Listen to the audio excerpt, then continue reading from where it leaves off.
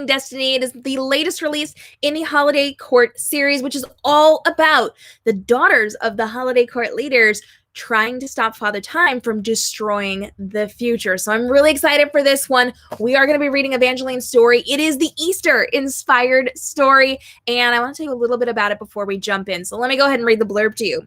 Can an egg painter's daughter and a winter guard stop the rebellion? Evangeline has lived a charmed life as the daughter of a renowned egg painter and devotes her time to her studies. So when she's interrupted while reading during the Holiday Court celebration by a handsome Winter Palace guard Asher, she's livid.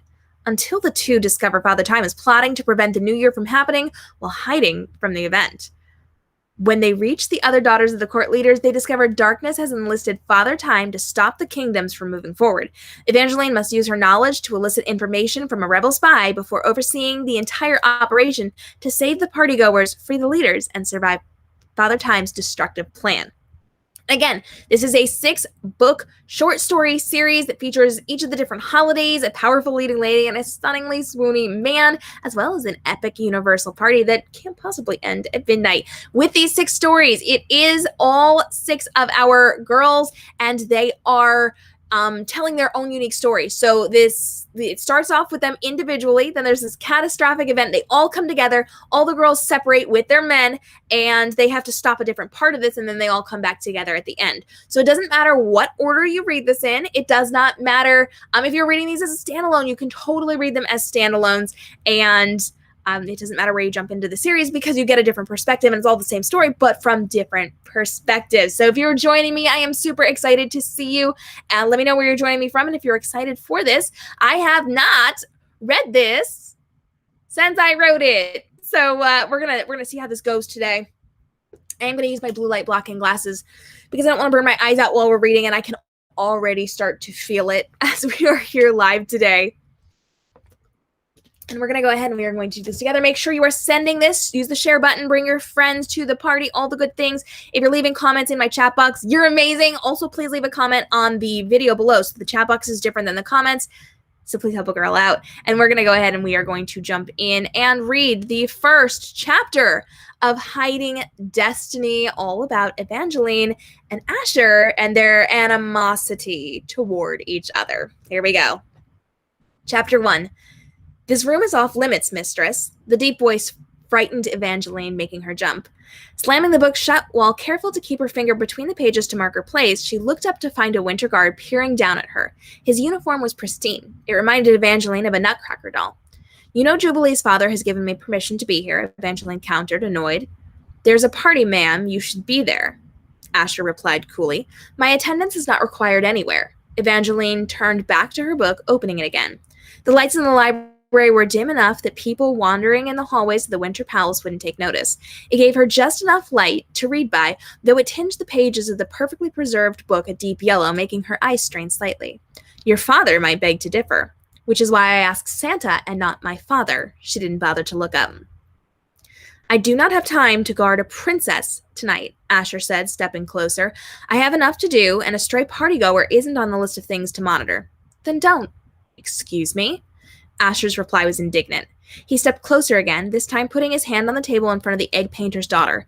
Just because your father is the most renowned artist in all the kingdoms doesn't mean you get to throw your weight around. This room is off limits because we have thousands of people, elves, and fae in attendance tonight, and we need to keep everyone safe. You being in this room causes a problem for us because we have far too much to oversee as it is. Now get up and walk out of here on your own, princess, or I will pick you up and carry you back to the gala. You wouldn't dare. Evangeline whipped her eyes up to look at him. The look she found told her the Winter Guard was deadly serious. I've told you before, and I'll tell you again, guard, I do not wish to speak with you, she retorted, hoping he'd let her sit quietly.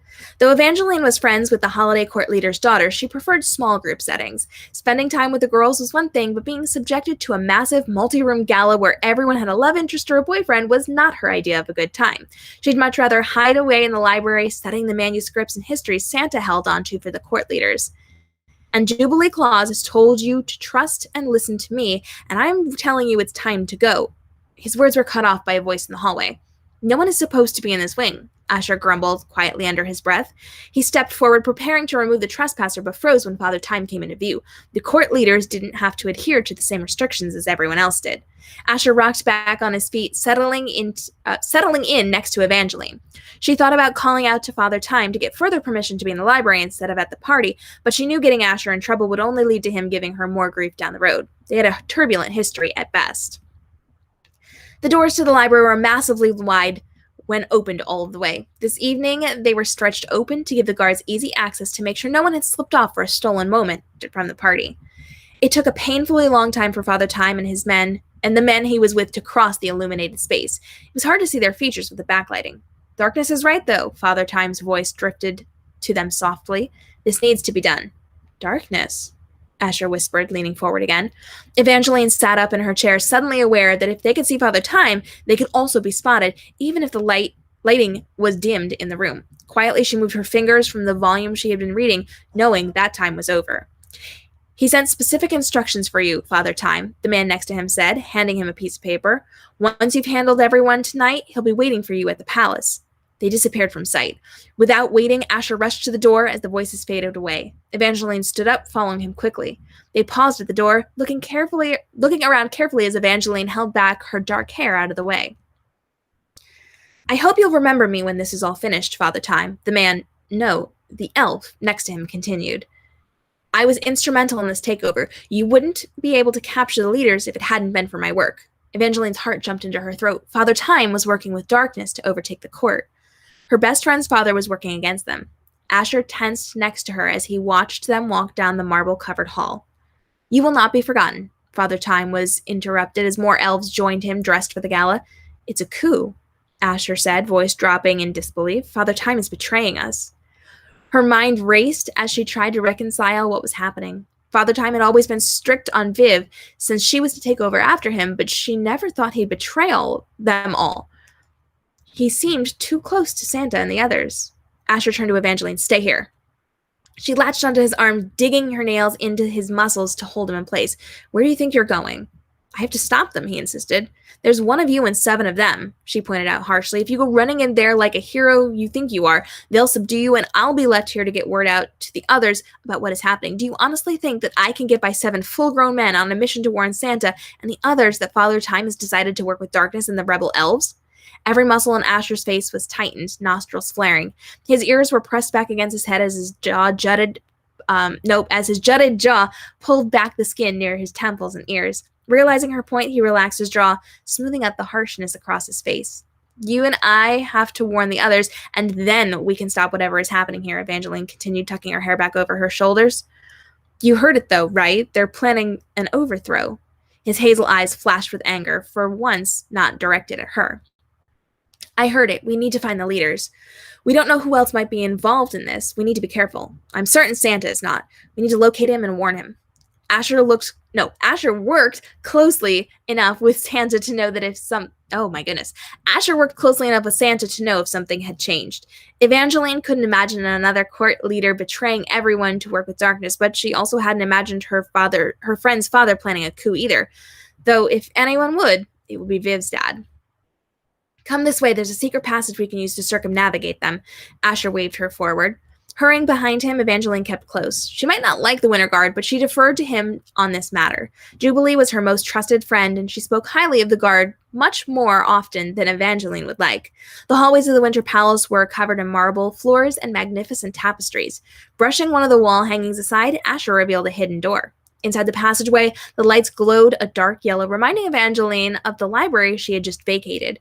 She had planned an evening of literature and histories with a few moments of time with her friends later in the evening. Making her heart pound in a secret hallway was not her idea of a good time. We'll go to the center. It will be easier to find someone to help there, even if it's the other guards, Asher said, reaching up to move his blonde bangs out of his eyes. The movement made him look slightly less pristine, almost humanizing him. We need to find Viv and see what she knows about her father's plans. She's not involved, Asher assured her. Of course not, Evangeline chastised him, snapping. Why would you even say such a thing? I'm telling you I know her well enough to know she has nothing to do with this. I'm trying to show you that I'm on your side. Asher's protest was sharp as he whipped his head over his shoulders to glare at her. You have to twist everything into some injury against you, don't you? I do no such thing. Evangeline's blood boiled, sending heat up and down her forearms as Asher picked up the pace to force her to move faster than she was comfortable. Sure, princess, you've never done that before. I don't twist your words, she protested, arms pumping quickly to run behind him as he sprinted. No, you just take everything as an insult. Even when I try to be nice to you, you were against me. You never tried to be nice to me, guard. Evangeline's insults were lacking, but it was the best she could do at the moment. I'll always just be a guard to you, Asher grumbled. At least the others see me as a person, an equal. Then I guess it's a good thing you spend time with Jubilee, Viv, and Libby, and not me, Evangeline snipped back. Asher turned on his heels to the right, moving 3 steps before slamming to a halt. Evangeline crashed into him, pushing him against the closed door. Watch it, he chided. How was I supposed to know there was a door there? Indignant, Evangeline reached down to smooth out her black dress. Turning, Asher looked her up and down slowly. Reaching up, he dropped a hand in her hair, deliberately dragging it down her long locks. You have flower petals in your hair, he said quietly, dragging out his words as slowly as the hand moving down the side of her face, tangling in her hair. Evangeline's lips parted in shock. His fingers gently moved the strands of her hair, reminding her of when her father used to brush it out for her when she was a child. She blinked, trying to maintain her composure. Her breath caught in the back of her mouth, just above her throat, and she swallowed hard to try to trigger herself into thinking straight again. Reaching up, she knocked back his hand. How dare you? How dare I what? How dare I help you try to look presentable before we walk out in public? What would people think if they saw us stepping out of the secret hallway looking like we just ran off from a party together? Like I would sneak off from a party with you, she muttered. That's right, he said, tipping his head flirtatiously to the side. You only sneak off for books. When have you ever met a person that's more interesting than the contents of a book in a library? Evangeline countered. You need to get out more, princess. He shook his head, turning back to open the door. For example, a party. You clearly made it to the Easter room long enough to be showered with flower petals. Why didn't you stay and try to meet some people? I know all the people I need to know. Evangeline crossed her arms as Asher checked to make sure the hallway was clear before stepping out. Well, at least you know you can trust me, even if you don't like me. He stepped out of the passageway, clearly upset. Now, come on. We're here.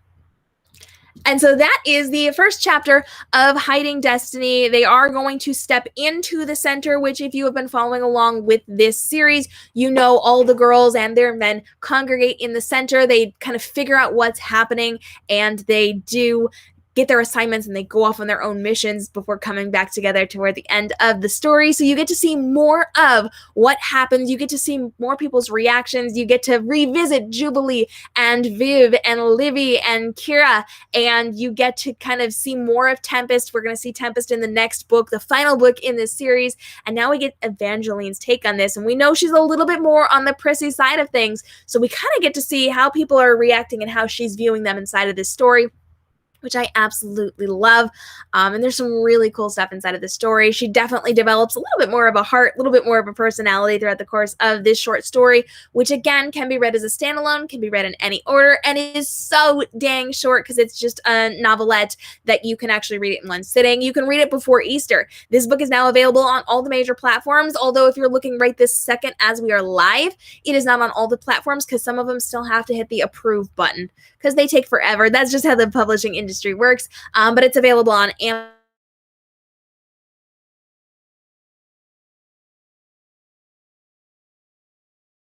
Also get it in ebook form, and you can grab your copies right now today. If you've got questions, I would love to get them answered. I'm very excited.